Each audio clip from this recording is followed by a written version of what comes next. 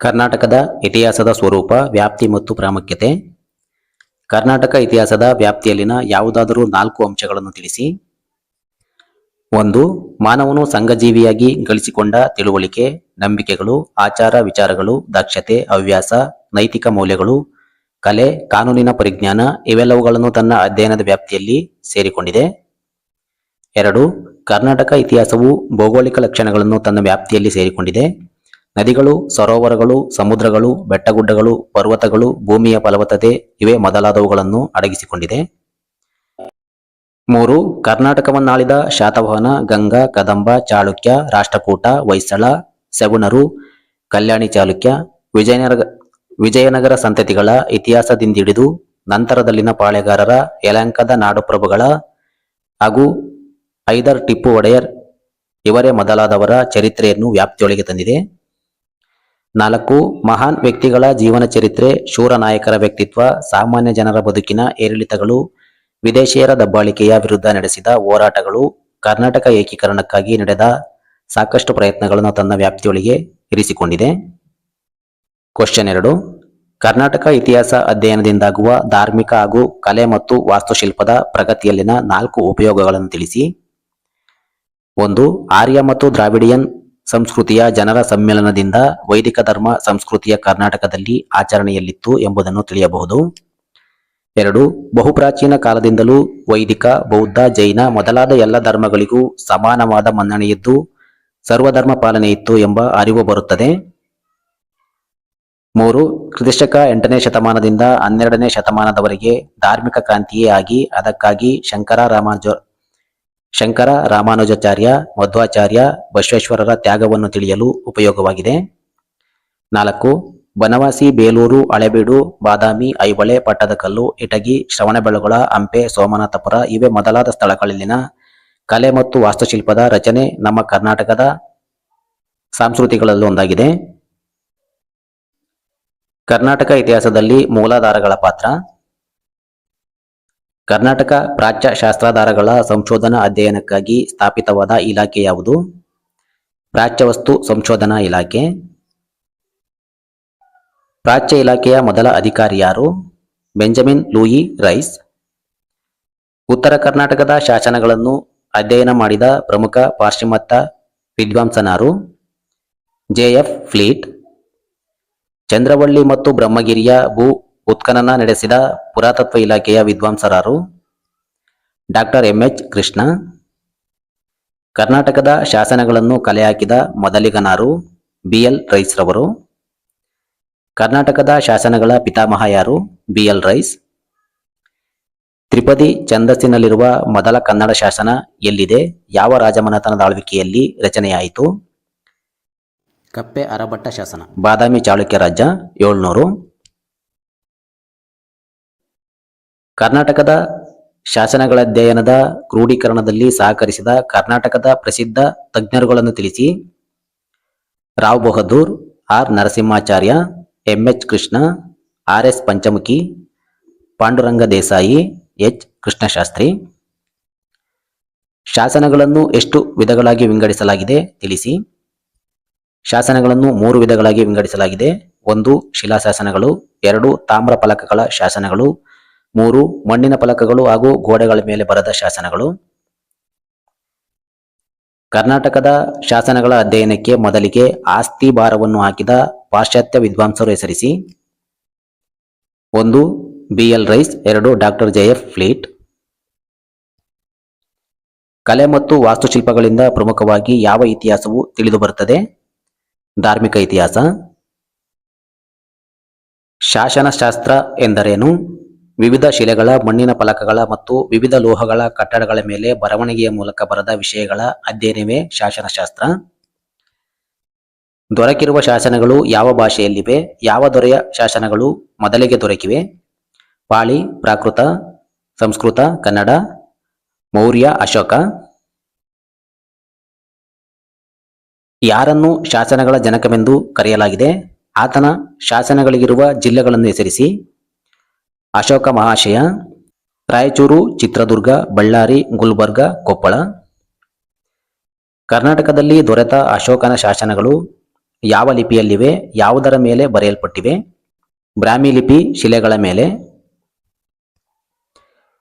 ಅಶೋಕನನ್ನು ಯಾವುದರ ಪಿತಾಮಹ ಎಂದು ಕರೆಯಲಾಗಿದೆ? ಶಾಸನಗಳ ಪಿತಾಮಹ. ತಾಳಗುಂದ ಶಾಸನವನ್ನು ಹೊರಡಿಸಿದ ಕದಂಬ ದೊರೆ ಯಾರು? ಯಾವ ಕದಂಬ ದೊರೆಯನ್ನು ಪರಿಚಯಿಸುತ್ತದೆ? ಶಾಂತಿವರ್ಮ, Kakusthavarma.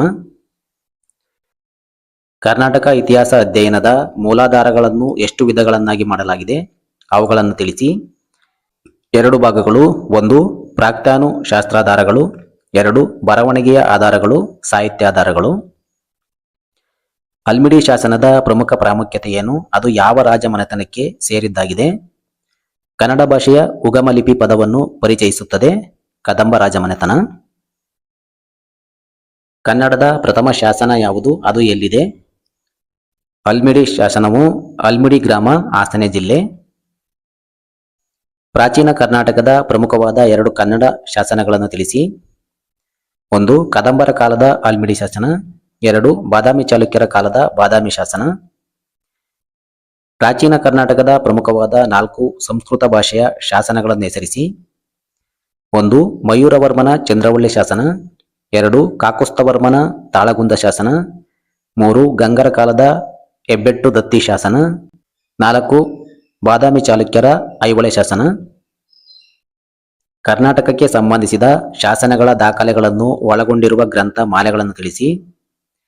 1 Indian antiquary, 2 epigraphia India, 3 Mysore archaeological reports, 4 south Indian inscriptions, 5 Karnataka inscriptions, 6 Vijayanagara progress of research.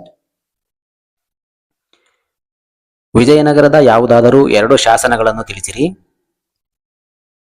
ಹರಿಹರನ Sringeri ಶಾಸನ, ಹರಿಹರನ ಬೇಲೂರು ಶಾಸನ, ಕೃಷ್ಣದೇವರಾಯನ ಹಂಪೆ ಶಾಸನ. ಯಾವ ಸ್ಥಳದಲ್ಲಿ ರೋಮನ್ ಆಗಸ್ಟನ ನಾಣ್ಯಗಳು ದೊರಕಿವೆ? ಬೆಂಗಳೂರಿನ ಜಾಲಹಳ್ಳಿಯ ವಿಮಾನ ನಿಲ್ದಾಣ ಸಮೀಪ. ನಾಣ್ಯಗಳನ್ನು ಅಚ್ಚು ಹಾಕಿಸಿದ ಪ್ರಪ್ರಥಮ ಕನ್ನಡ ರಾಜಮನೆತನ ಯಾವುದು? ನಾಣ್ಯದ ಹೆಸರೇನು? ಕದಂಬರು, ಪದ್ಮಟಂಕ. ನಾಣ್ಯಶಾಸ್ತ್ರ ಎಂದರೇನು? ವಿವಿಧ ಲೋಹಗಳನ್ನು ಬಳಸಿ ತಯಾರಿಸಿದ ನಾಣ್ಯಗಳ ಮೇಲೆ ಮುದ್ರಿತವಾಗಿರುವ ಕಾಲ, ಉಡುಪು, ಭಾಷೆ, ಕುಲದೇವತೆ, ರಾಜ್ಯದ ಲಾಂಛನ, ಸಾಕುಪ್ರಾಣಿಗಳು ಇವೇ ಮೊದಲಾದವುಗಳನ್ನು ಹಾಗೂ ನಾಣ್ಯಗಳು ಅಂದಿನ ಆರ್ಥಿಕತೆಯಲ್ಲಿ ಹೊಂದಿದ್ದ ಮೌಲ್ಯದ ಗುಣಮಟ್ಟವನ್ನು ಕುರಿತು ಅಭ್ಯಸಿಸುವುದನ್ನು ನಾಣ್ಯಶಾಸ್ತ್ರ ಎಂದು ಕರೆಯುವರು. ಪ್ರಾಚೀನ ದಕ್ಷಿಣ ಭಾರತದಲ್ಲಿಯೇ ನಾಣ್ಯ ಪದ್ಧತಿಯನ್ನು ಮೊಟ್ಟಮೊದಲಿಗೆ ಜಾರಿಗೆ ತಂದ ರಾಜಮನೆತನ ಯಾವುದು? ನಾಣ್ಯಗಳ ಬಳಕೆಯಲ್ಲಿದ್ದ ಆಗಿನ ಕಾಲದ ಲೋಹಗಳನ್ನು ತಿಳಿಸಿ.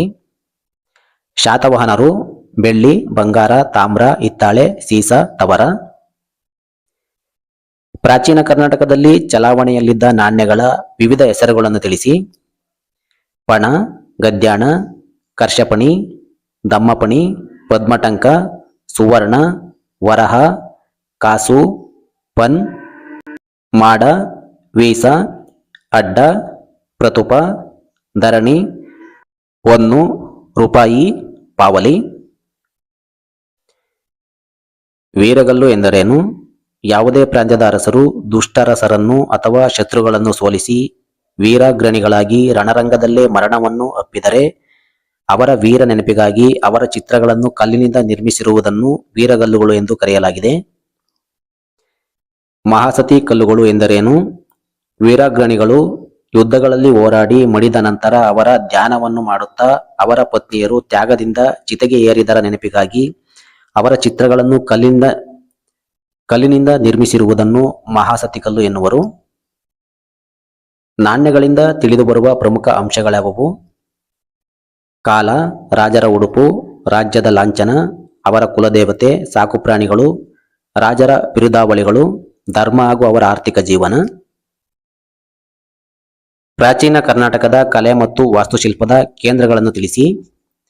ಬನವಾಸಿ, ಕಡವತ್ತಿ, ಬಾದಾಮಿ, ಐಹೊಳೆ, ಪಟ್ಟದಕಲ್ಲು, ಸೋಮನಾಥಪುರ, ಶ್ರವಣಬೆಳಗೊಳ, ಯಳವತ್ತಿ, ದೊಡ್ಡಗದ್ದವಳ್ಳಿ, ಇಟಗಿ, ಬೇಲೂರು, ಹಳೆಬೀಡು, ಸುತ್ತೂರು, ಕೋಲಾರ, ಅರಳಗುಪ್ಪೆ, ಮಾನ್ಯಕೇಟ, ಗದಗ, ಲಕ್ಕುಂಡಿ, ಬೆಳವಾಡಿ, ಹಾವೇರಿ, ತಲಕಾಡು, ಕಲ್ಯಾಣಿ, ಬೆಳ್ಳಿಗಾವೆ, ಚಂದ್ರಗಿರಿ, ಕೆಳದಿ, ಇಕ್ಕೇರಿ, ಶ್ರೀರಂಗಪಟ್ಟಣ, ಬೀದರ್, ಹಂಪೆ, ಬಿಜಾಪುರ, ತಾಳಗುಂದ, ಮೈಸೂರು, ಚಿತ್ರದುರ್ಗ, ಹಿರೇಮಗಳೂರು, ಶ್ರವಣಬೆಳಗೊಳ.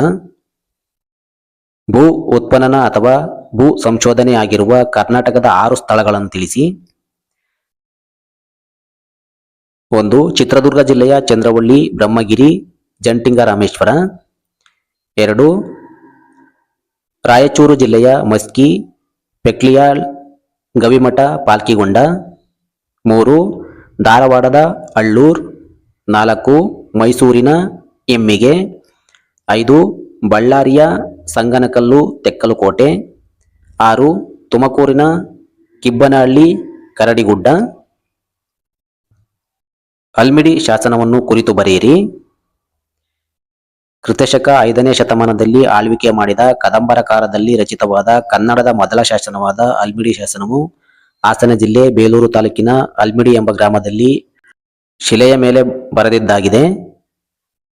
ಇದು ಕನ್ನಡ ಲಿಪಿ ಭಾಷೆಯ ಉಗಮದ ಮೇಲೆ ಬೆಳಕನ್ನು ಚೆಲ್ಲುವುದಲ್ಲದೆ ಗದ್ಯ ರೂಪದಲ್ಲಿರುವ ಸಾಹಿತ್ಯದಂಶ ಶಾಸನವಾಗಿದೆ. ಐಹೊಳೆ ಪ್ರಶಸ್ತಿ ಶಾಸನವನ್ನು ಕುರಿತು ಬರೆಯಿರಿ. ಕ್ರಿಸ್ತಶಕ 7ನೇ ಶತಮಾನದಲ್ಲಿ ಬಾದಾಮಿ ಚಾಲುಕ್ಯರ ಪ್ರಮುಖ ದೊರೆಯಾದ 2ನೇ ಪುಲಿಕೇಶಿಯ ಆಸ್ಥಾನದ ಜೈನ ಕವಿಯಾದ ರವಿಕೀರ್ತಿಯಿಂದ ಸಂಸ್ಕೃತ ಭಾಷೆಯಲ್ಲಿ ರಚಿತವಾಗಿದೆ. ಇದು ಬಾಗಲಕೋಟೆ ಜಿಲ್ಲೆಯ ಬಾದಾಮಿ ತಾಲೂಕಿನಲ್ಲಿರುವ ಐಹೊಳೆ ಎಂಬಲ್ಲಿನ ಮೇಗುತಿ ಜಿನಾಲಯದ ಗೋಡೆಯ ಮೇಲೆ 18 ಸಾಲುಗಳಿಂದ ಬರೆದಿದ್ದಾಗಿದೆ. ಇದು ಪ್ರಮುಖವಾಗಿ ದಕ್ಷಿಣ ಪತೇಶ್ವರನಾದ 2ನೇ ಪುಲಿಕೇಶಿ ಮತ್ತು ಉತ್ತರ ಪತೇಶ್ವರನಾದ ಹರ್ಷವರ್ಧನ ಇವರ ನಡುವೆ ಕ್ರಿಸ್ತಶಕ 630ರಿಂದ 634 ಅವಧಿಯಲ್ಲಿ ನಡೆದ ನರ್ಮದಾ ನದಿ ತೀರದ ಕದನವನ್ನು ವಿವರಿಸುತ್ತಾ ಚಕ್ರವರ್ತಿ 2ನೇ ಪುಲಿಕೇಶಿಯ ವಿಜಯವನ್ನು ಹರ್ಷನ ಸೋಲನ್ನು ತಿಳಿಸುತ್ತದಲ್ಲದೆ ಪುಲಿಕೇಶಿಯು ವಿಜಯದ ನೆನಪಿಗೆ ಪರಮೇಶ್ವರ ಎಂಬ ಬಿರುದನ್ನು ಧರಿಸಿದನೆಂದು ತಿಳಿಸುತ್ತದೆ. ಪ್ರಾಚೀನ ಕರ್ನಾಟಕದ ಮೇಲೆ ಬೆಳಕು ಚೆಲ್ಲುವ ಪ್ರಾಕೃತ ಭಾಷೆಯ ಶಾಸನಗಳನ್ನು ತಿಳಿಸಿ. ಅಶೋಕನಿಗೆ ಸೇರಿದ ಮಸ್ಕಿ, ಗವಿಮಠ, ಸಿದ್ದಾಪುರ, ಪಾಲ್ಕಿಗೊಂಡ, ಬ್ರಹ್ಮಗಿರಿ, ಜಂಟಿಂಗರಾಮೇಶ್ವರ, ನಿಟ್ಟೂರು, ಸನ್ನತಿ, ಗೌತಮಿ, ಬಾಲಶ್ರಿಯ, ನಾಶಿಕ್ ಶಾಸನ, ಕಾರ್ಲೈಲ್, ಕನ್ನೇರಿ ಶಾಸನಗಳು. ಸ್ಮಾರಕಗಳು ಎಂದರೇನು? ಆಧುನಿಕ ಕರ್ನಾಟಕದ ಇತಿಹಾಸದ ಇಬ್ಬರ ಸ್ಮಾರಕಗಳನ್ನು ತಿಳಿಸಿ. ಯಾವುದೇ ರಾಜಕೀಯ, ಸಾಮಾಜಿಕ, ಧಾರ್ಮಿಕ, ಆರ್ಥಿಕ, ಶೈಕ್ಷಣಿಕವಾಗಿ ಇವೇ ಮೊದಲಾದ ವಲಯದಲ್ಲಿ ಮಹತ್ವಪೂರ್ಣ ಸಾಧನೆಗಳನ್ನು ಮಾಡಿ ಮಡಿದ ಸ್ತ್ರೀ ಪುರುಷ ವ್ಯಕ್ತಿಗಳ ನೆನಪಿಗಾಗಿ ಪ್ರಮುಖ ಸ್ಥಳಗಳಲ್ಲಿ ನಿರ್ಮಿಸಿರುವ ಹಾಗೂ ಅವರ ನೆನಪನ್ನು ಮಾಡಿಕೊಡುವ ಕಟ್ಟಡಗಳು, ಭವನಗಳು, ಉದ್ಯಾನವನ, ಅರಮನೆಗಳು, ಕೆರೆ, ಗ್ರಾಮಗಳು ಇವೇ ಮೊದಲಾದವುಗಳನ್ನು ಸ್ಮಾರಕಗಳೆನ್ನುವರು. ಉದಾಹರಣೆ ಮೈಸೂರಿನ ರಂಗಾಚಾರ್ಲು ಭವನ, ಬೆಂಗಳೂರಿನ ಕಬ್ಬನ್ ಪಾರ್ಕ್ ಉದ್ಯಾನವನ. ಕರ್ನಾಟಕದ ಇತಿಹಾಸವನ್ನು ತಿಳಿಯಲಿರುವ ಪ್ರಾಕ್ತಾನು ಶಾಸ್ತ್ರಾಧಾರಗಳಾವುವು? ಒಂದೊಂದು ಉದಾಹರಣೆ ಸಹಿತ ತಿಳಿಸಿ. 1. ಭೂ ಉತ್ಖನಗಳ ಪರಿಕರಗಳು: ಆಯುಧ, ಲೋಹವಸ್ತು, ಕಲ್ಲು ಮೊಳೆ, ರೇಖಾಚಿತ್ರ, ಮಡಿಕೆ ಕುಡಿಕೆಯ ಚೂರುಗಳು. 2. ಶಾಸನಗಳು: ಬ್ರಾಹ್ಮಿ ಲಿಪಿಯಲ್ಲಿರುವ ಮಾಸಿ, ಗವಿಮಠ, ಪಾಲ್ಕಿಗೊಂಡ ಶಾಸನಗಳು, ಗೌತಮಿ ಬಾಲಶ್ರೀಯ ನಾಶಿಕ್ ಶಾಸನ, ಕದಂಬರ ಕಾಲದ ಹಲ್ಮಿಡಿ ಶಾಸನ, ತಾಳಗುಂದ ಶಾಸನ, ಐಹೊಳೆ ಶಾಸನ, ಸಂಜನ್ ತಾಮ್ರ ಶಾಸನ, ಶ್ರವಣಬೆಳಗೊಳ ಶಾಸನ, ವಿವಿಧ ಲೋಹಗಳ ಮೇಲೆ ಬರೆದಿರುವ ಶಾಸನಗಳು.